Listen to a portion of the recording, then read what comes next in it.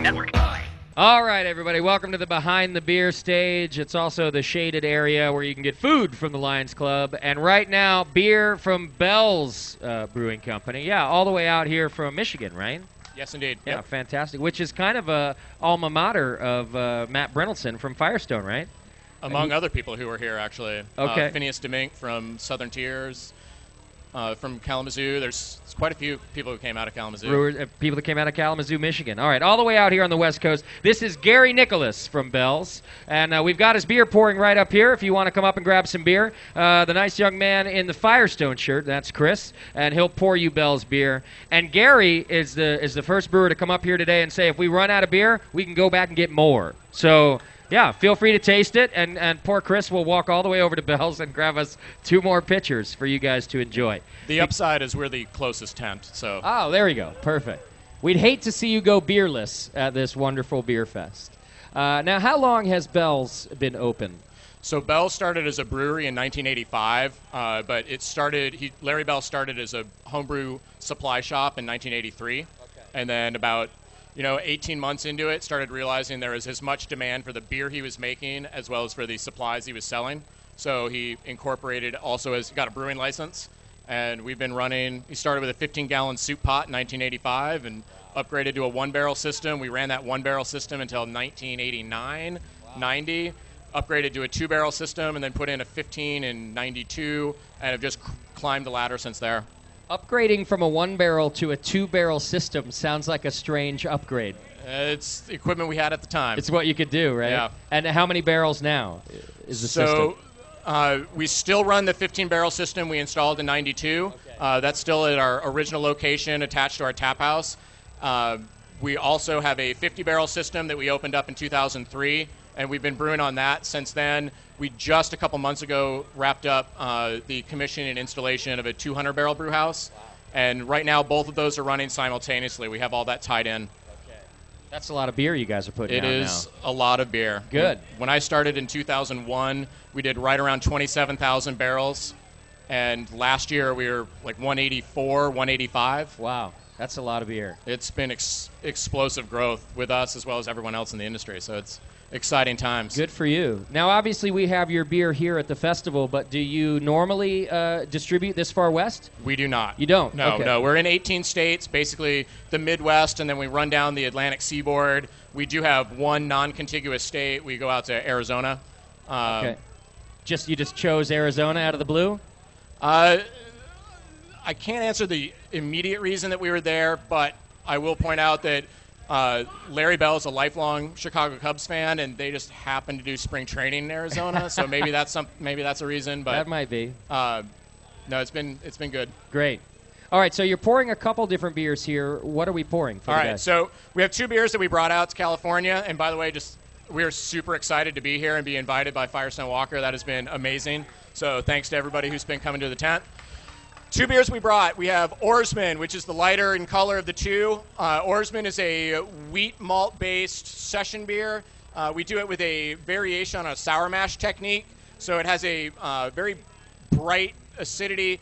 It's not sour. We don't want it to be that. We just want it to have kind of a pop, light tart, 4% ABV. It's designed for days like this. Just easy drinking, flavorful. We wanted to play more with finesse than trying to blow people away.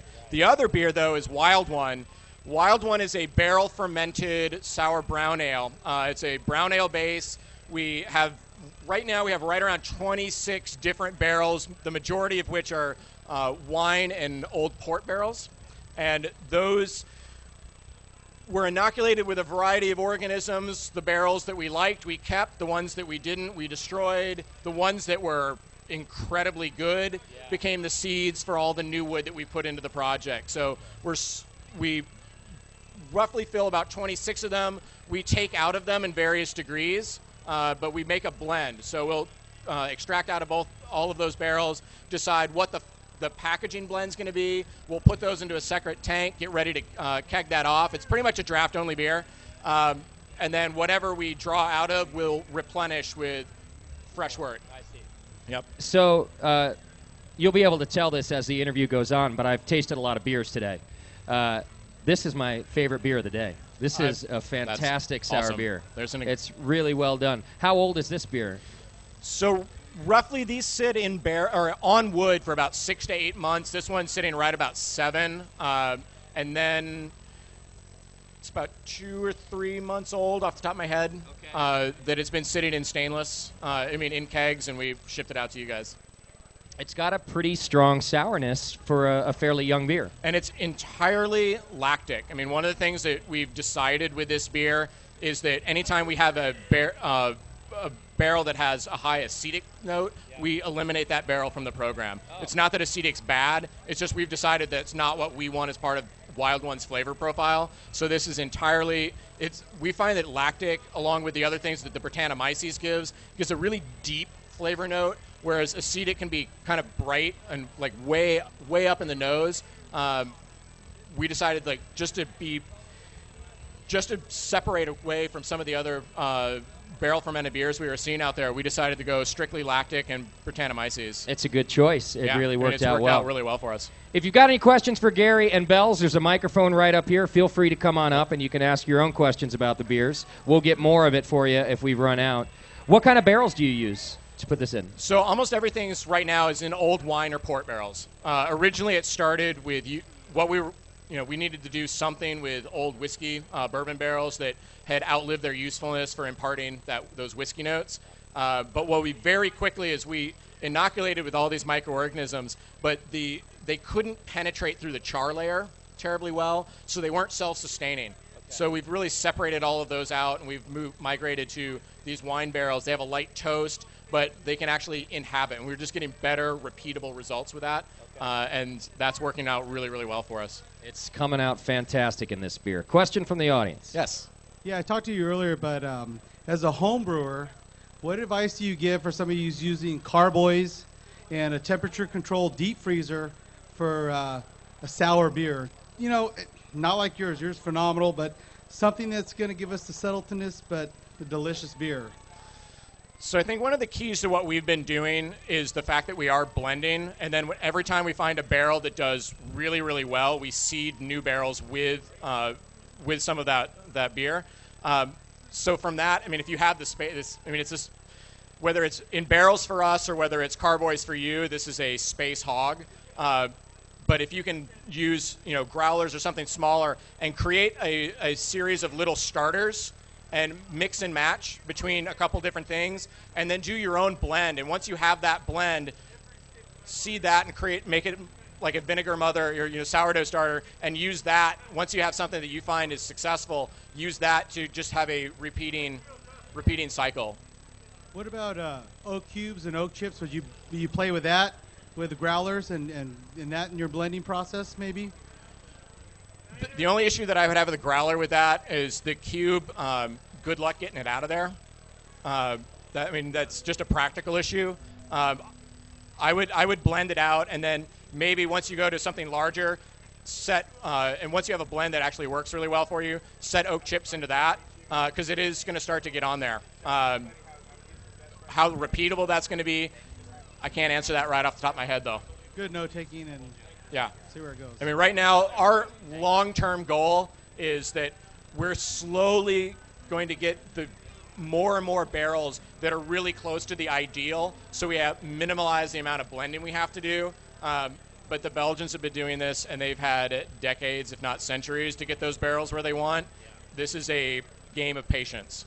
Well, phenomenal job. Thank you. Thank you. And the blending is really the traditional way to do it. I've had unblended Belgian sour beers that were completely uneventful on my palate. And the brewers will tell you it's about the blending of the aged one and the new one. Right, and we have barrels that we would never package solo. They're there to either brighten with acidity or add a very, very strong Brett character. We can move that around and dial in what we want that. Wild One never comes out exactly the same way twice, and we don't really need it to. I mean, it's a live beer. It's a moving.